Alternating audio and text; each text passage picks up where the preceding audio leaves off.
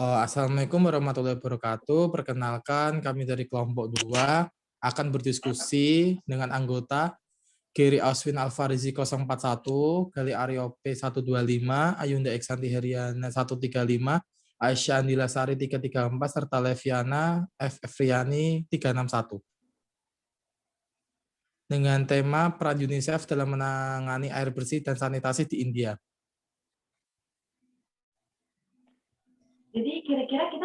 Jadi kira-kira kita mau bahas apa ya di sini, Gali? Topik pertama yang mau kita bahas gitu. Topik yang akan dibahas yaitu peran UNICEF dalam menangani air bersih dan sanitasi di India.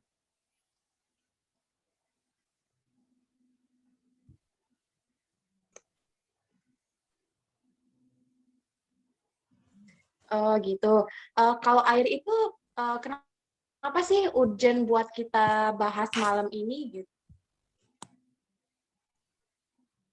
Ya, Ica, jadi ada yang namanya Sustainable Development Goals, yaitu suatu komitmen global dan juga nasional oleh negara-negara yang bertujuan untuk menjaga peningkatan kesejahteraan ekonomi masyarakat secara berkesinambungan, menjaga keberlanjutan kehidupan sosial masyarakat, menjaga kualitas lingkungan hidup, serta pembangunan yang inklusif dan terlaksananya tata kelola yang mampu menjaga peningkatan kualitas kehidupan dari satu generasi ke generasi berikutnya. Nah, di dalam SDGs ini memiliki 17 indikator atau capaian, dan salah satunya adalah mengenai clean water and sanitation atau air bersih dan kebersihan yang berada pada indikator ke-6. Nah, Gary, kalau boleh tahu kali ini kita bahas tentang krisis air di negara mana sih? Jadi, salah satu negara terdampak di dunia tentang krisis air bersih ini adalah di India. Permasalahan tentang air bersih di India ini memang sebenarnya sangat penting untuk kita bahas lebih lanjut, sebab angka pertumbuhan penduduk yang terjadi di India ini memang sangat tinggi. Krisis air bersih yang terjadi di India ini terjadi karena curah hujan selama tahunan yang terjadi di sana itu tergolong cukup rendah, sedangkan angka kepadatan penduduk di sana sangat tinggi, sehingga air bersih itu tidak bisa memenuhi kebutuhan seluruh masyarakat India.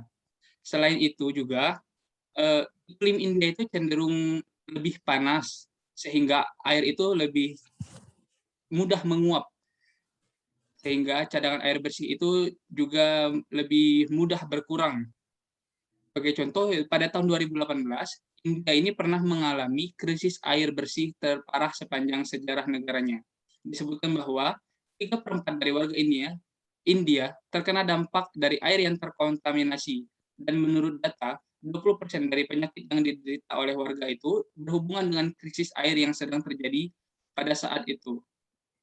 Selain itu juga, India ini tidak memiliki pengolahan limbah atau pabrik pengolahan limbah, air-air dari dialirkan ke sungai, dan air itu menuju kepada pemukiman warga sehingga air tersebut kembali digunakan oleh warga untuk kebutuhan sehari-harinya, begitu.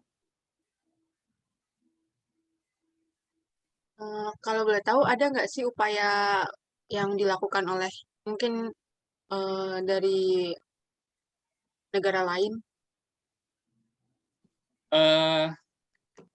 Ada dilakukan oleh UNICEF atau pihak atau organisasi internasional gitu ya, karena permasalahan ini tuh menimbulkan meningkatkan tingginya angka kematian terhadap terutama anak-anak ya yang di India. Dan UNICEF sendiri ini adalah kan suatu organisasi internasional yang bergerak di bidang kemanusiaan, terutama yang berkaitan dengan hak-hak anak, di mana mereka itu memberikan anak di seluruh dunia. Sebab mengkonsumsi air yang kurang bersih itu merupakan sesuatu yang tidak layak untuk semua orang ya, apalagi untuk anak-anak seperti itu. Sehingga dalam hal ini UNICEF itu juga bekerjasama langsung dengan pemerintah India dalam menangani hal ini, agar pemerintah India itu juga lebih peka dan lebih memperhatikan tentang permasalahan ini, begitu.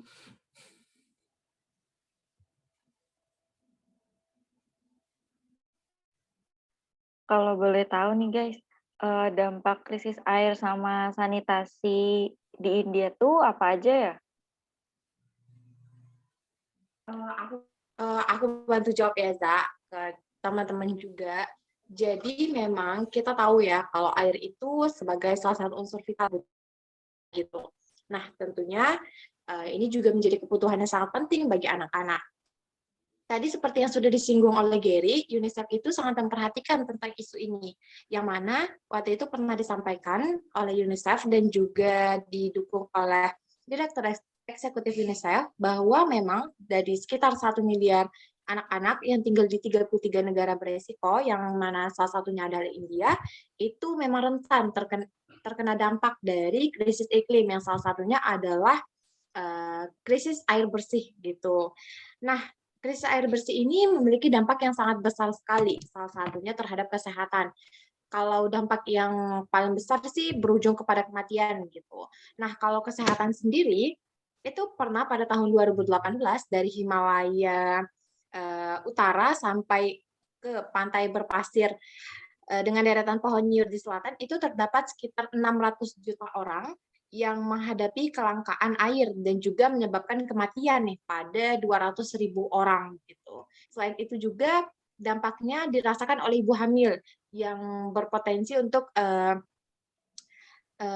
lahir secara prematur gitu, melahirkan secara prematur maksud saya.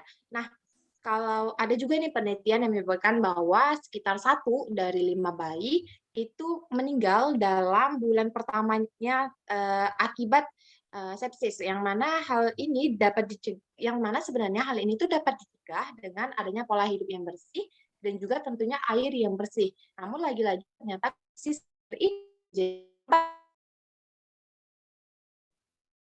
kesehatan tertentu.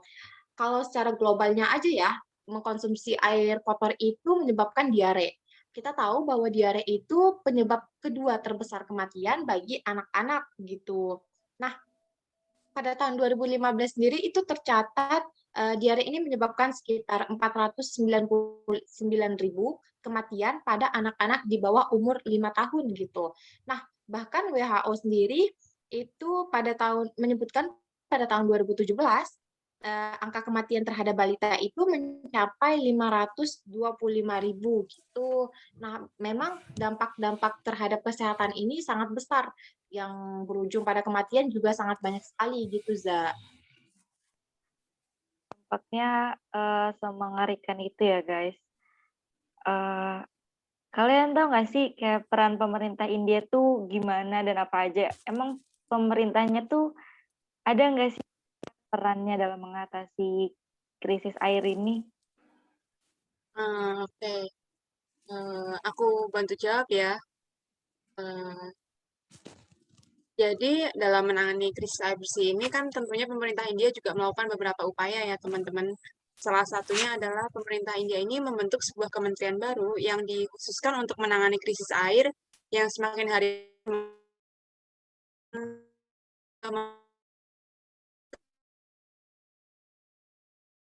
untuk pengelolaan air. Karena seperti yang kita ketahui bahwa praktik-praktik konservasi air tradisional di India ini sudah ditinggalkan karena danau-danau dan kolam-kolam di India ini ditutup dan dijadikan untuk membangun perumahan. Selain itu, Perdana Menteri India yaitu Narendra Modi memberikan kebijakan dengan menggabungkan berbagai kementerian air untuk menangani masalah-masalah terkait, termasuk sungai yang tercemar dan daerah yang kekurangan air minum bersih.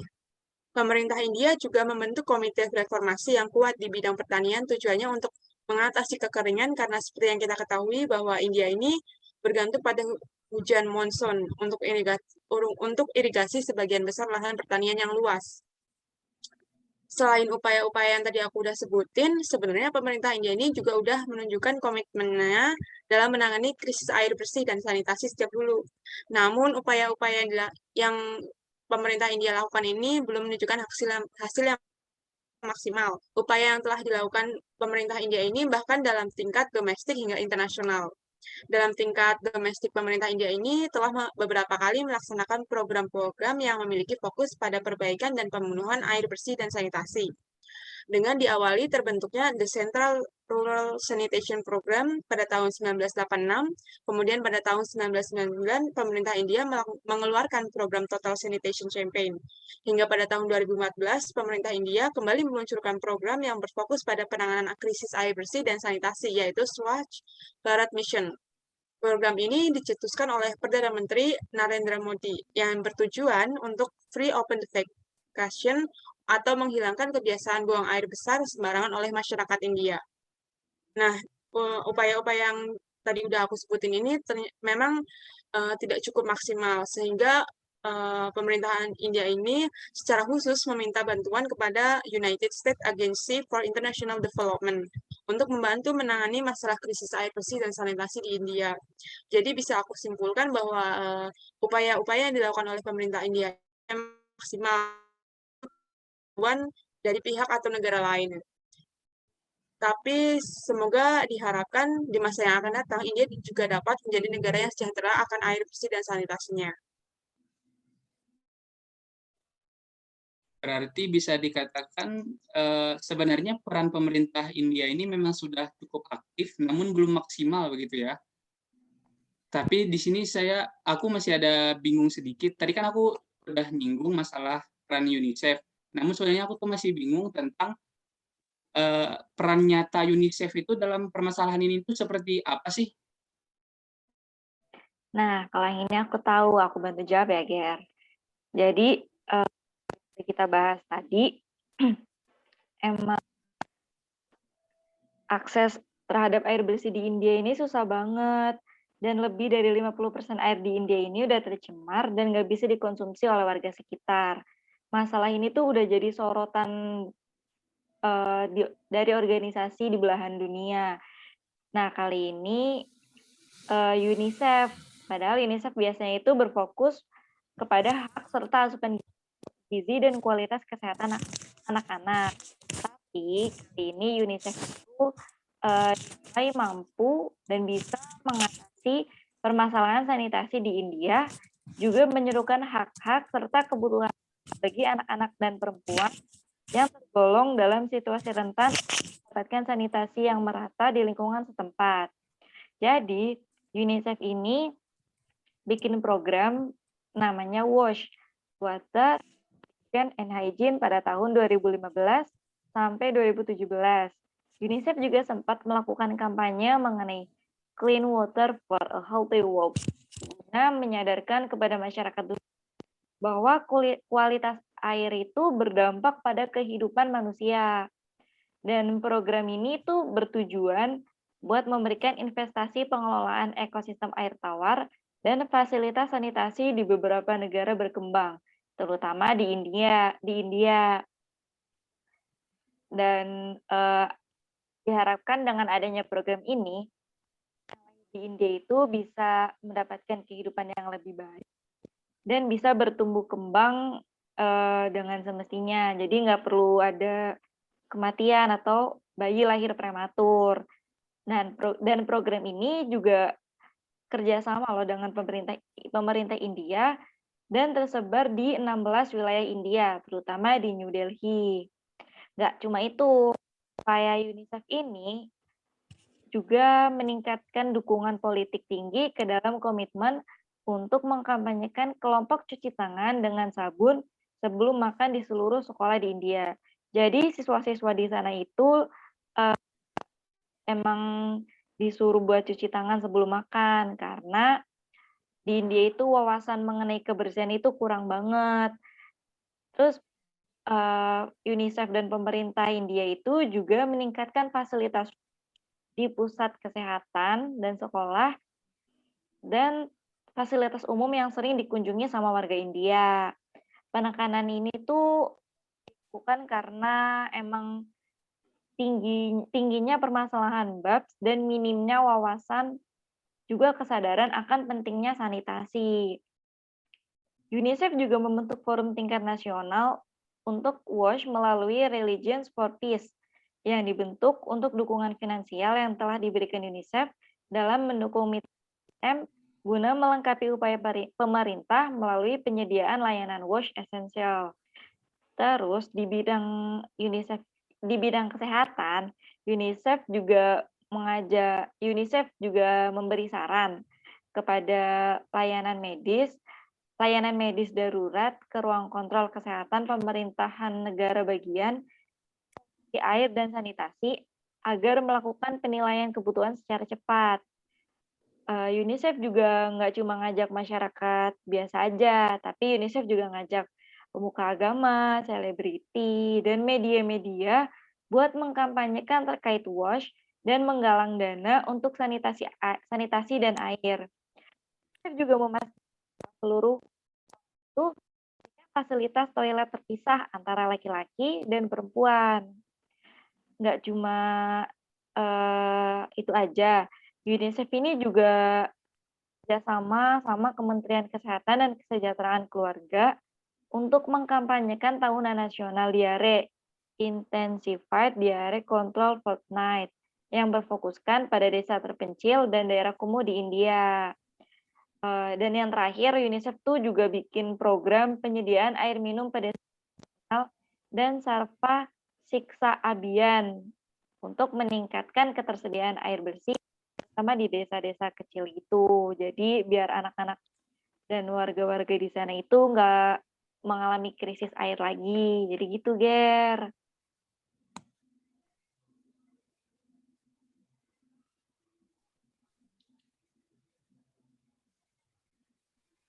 Oke. Makasih Loza jawabannya. Terus Gary juga tadi makasih udah nanya. Aku juga soalnya kayak bingung gitu. Kita udah bahas UNICEF, pemerintah gitu. Terus kok nggak ada perannya UNICEF gitu. Tapi karena Zaza udah tadi kasih jawaban, sangat tercerahkan gitu. Kalau ada nggak sih teman-teman, tolong dong kesimpulan malam ini gitu. Apa sih kesimpulan dari pembahasan kita gitu? Wah, menarik sekali ya pembahasan kita pada hari ini.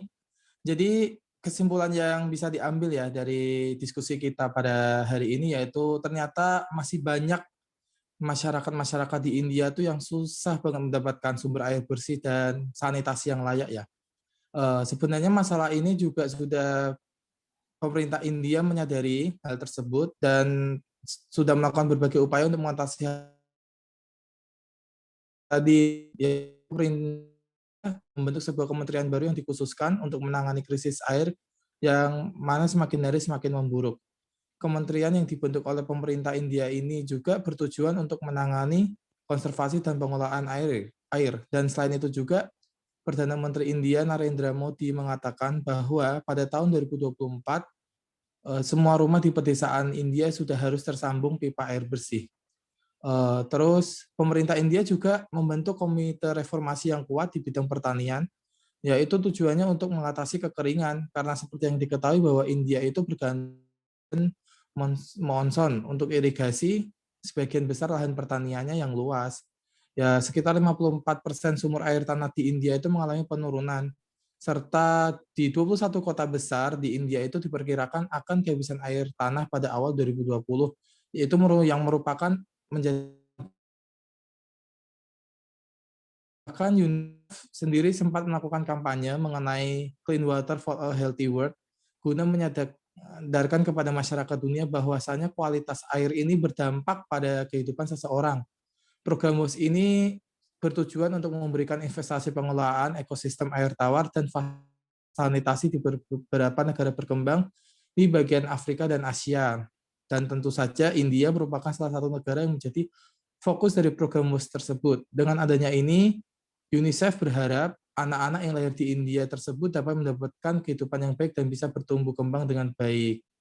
Dan UNICEF juga bekerjasama dengan pemerintah India untuk menyebarkan ini di 16 wilayah-wilayah di India. Terima kasih. Menarik juga ya ternyata diskusi kita kali. Kayaknya cukup nggak sih guys buat diskusi kita kali ini, bisa dilanjut di lain waktu gitu. Menurut aku juga udah cukup karena kita udah banyak banget bahas tentang SDGs-nya, Indianya, pemerintah, bahkan sampai ke UNICEF-nya gitu. Dan menurut aku udah cukup. Oke, kita akhirin aja. Teman-teman yang udah bersedia diskusi malam ini. Aku pamit dulu ya. Wassalamualaikum Makasih juga warahmatullahi Yunda wabarakatuh. Makasih ya semuanya. teman-teman. Bye-bye. Kasih ya teman-teman. Terima kasih.